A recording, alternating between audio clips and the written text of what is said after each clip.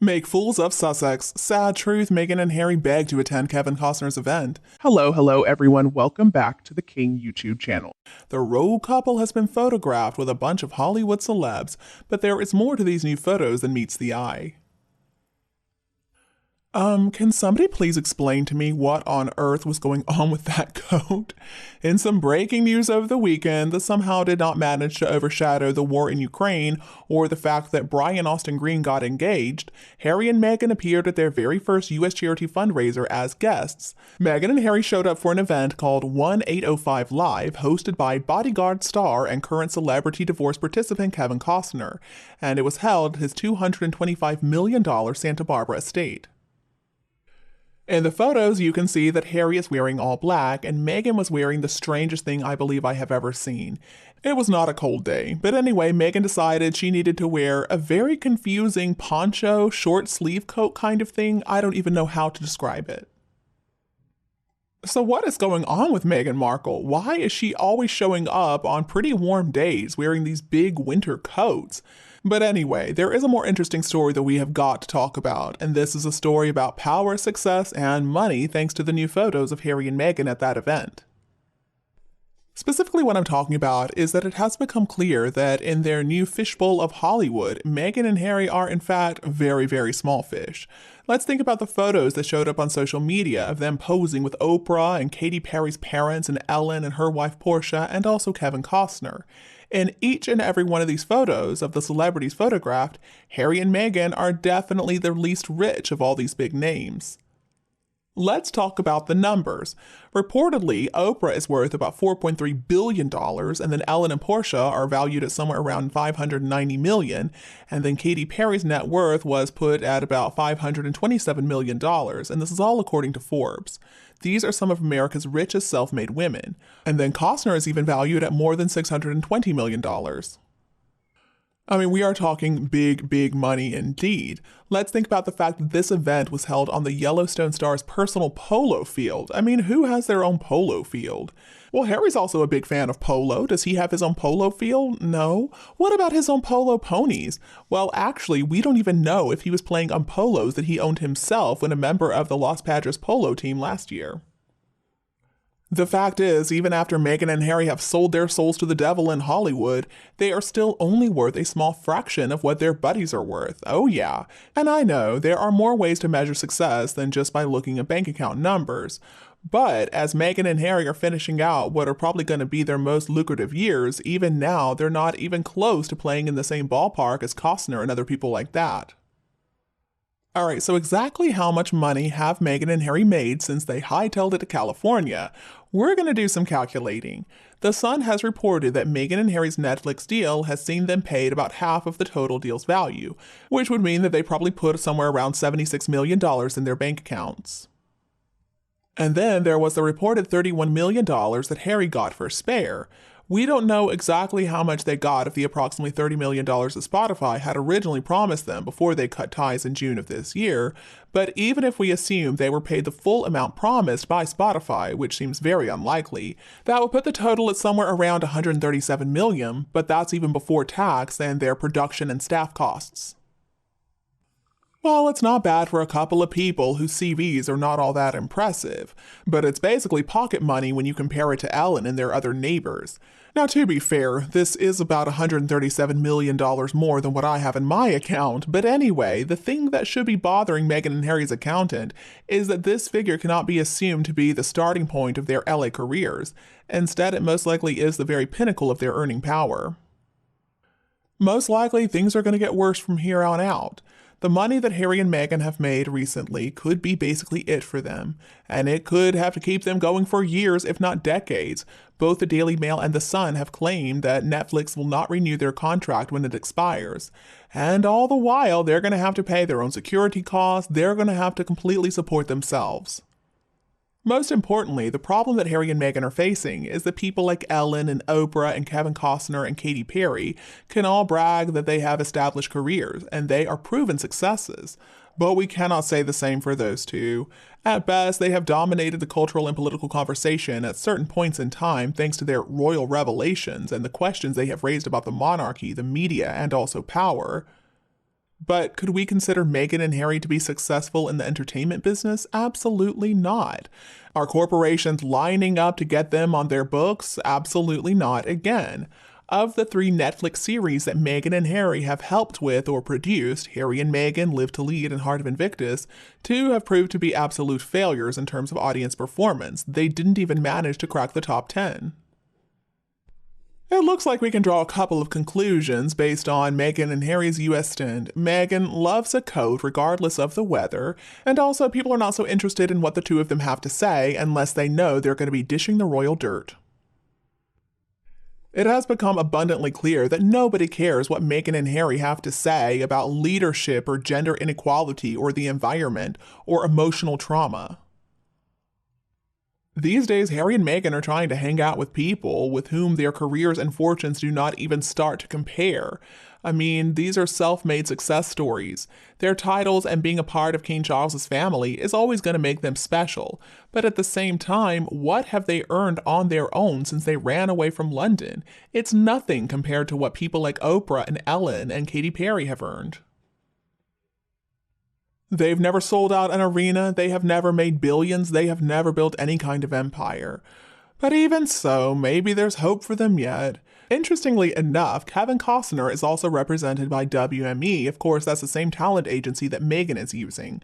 So maybe with the help of WME, someday Meghan's going to be able to buy a polo field for Harry. Or maybe not. Okay, so speaking of Meghan and Harry's problems in the US, earlier I reported on Prince William's huge win in the war against Harry in the US, and I had a great time reading what you all had to say about this topic, so let's look at some of the comments now. Well, it looks like everybody loves Prince William as much as I do. Baby GT says, Prince William is the best man out there. Princess Catherine is a very lucky lady to be married to him. Crybaby cannot stand up to Prince William. Lois agrees, saying, no, but Crybaby and his accomplice are very underhanded and dishonest. They've made threats. I worry. Baby responds with, I don't worry about their threats. All Meghan Markle is a big mouth. She got everyone scared. Well, not me. And then Sharon Evans weighs in, saying, yes, I worry too, but if anything did happen to the lovely Wales family, then even as a true monarchist, I would never accept them two as my future king and queen. I'd vote for a republic rather than them two. I gotta agree with Baby on this one. I also do not worry that Harry and Meghan are ever actually going to do anything. I know they talk a big talk, but just look at what they actually do. In fact, they are pathetic. I don't think the two of them can really get anything done. I know Meghan has said some scary stuff, like that they're just a plane crash away from the throne. But honestly, I don't think they're organized enough to pull something like that off. I do believe that the Markles' bark is a lot worse than their bite. I hope so anyway. Next comment I want to share comes from Good Morning 993. I have always been a fan of Prince William and now his lovely wife. They employ their duties with impeccable grace, and it's not all about them. They are there to service the people, just like the late Queen and Prince Philip taught them to do.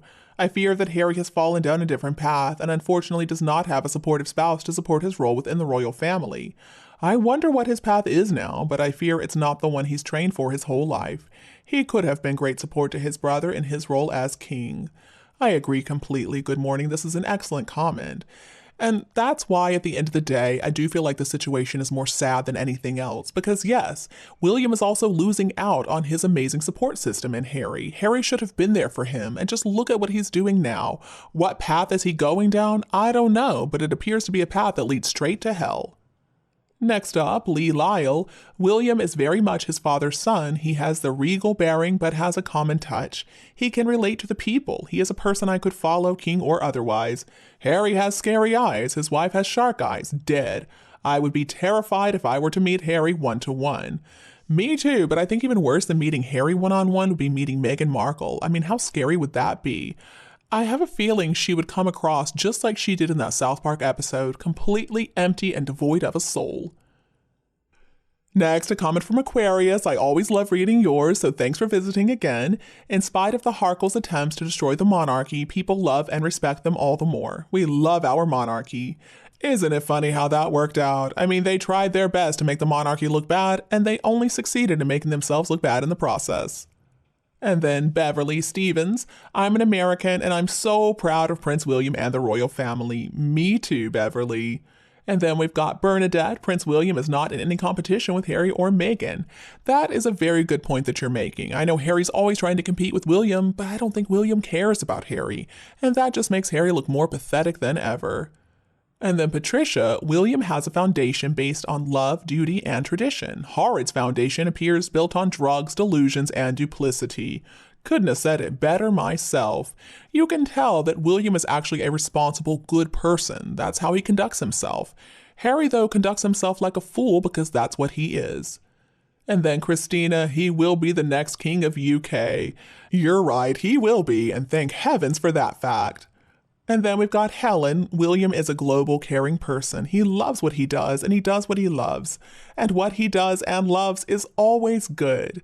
I feel the same about William. I think all of us do. I mean, he's just one of those people who you can tell is really genuine. He really cares about helping other people. And just look at all the good he's doing for everybody around the world. That's what I love so much about his Earthshot Prize. He's not even focusing on simply helping the citizens of Britain and the Commonwealth. He is helping the entire planet with this initiative.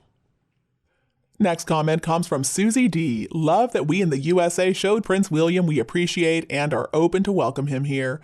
Very proud of Prince William in every way. I felt the same as an American, Susie. I was so glad to read that people in New York welcomed him like they did. I mean, he is the kind of leader we would love to have in the US, right? And then Aquarius again, Prince William is what real royalty represents. The ex-royal has no clue how to conduct himself in any decent manner. Just like chalk and cheese, I have to say. Then a comment from Susan. The late Queen and Prince Philip are on the other side, cheering William on to greatness.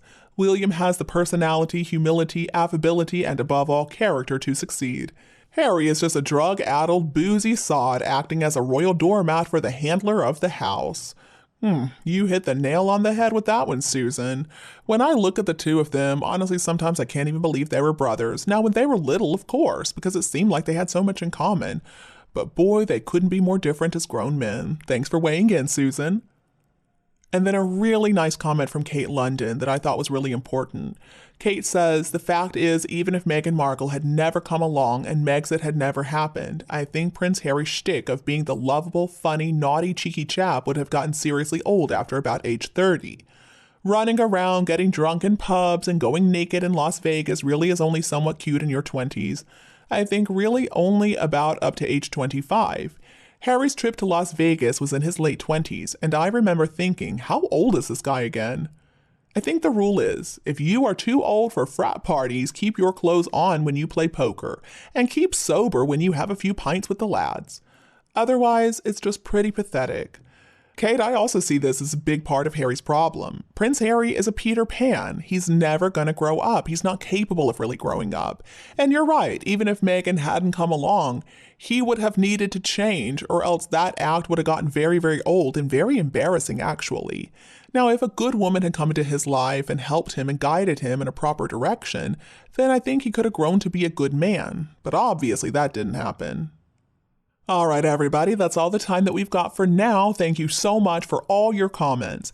And if you have another opinion other than what we shared in the video, please don't be afraid to let us know. We can talk about it in the comments section together.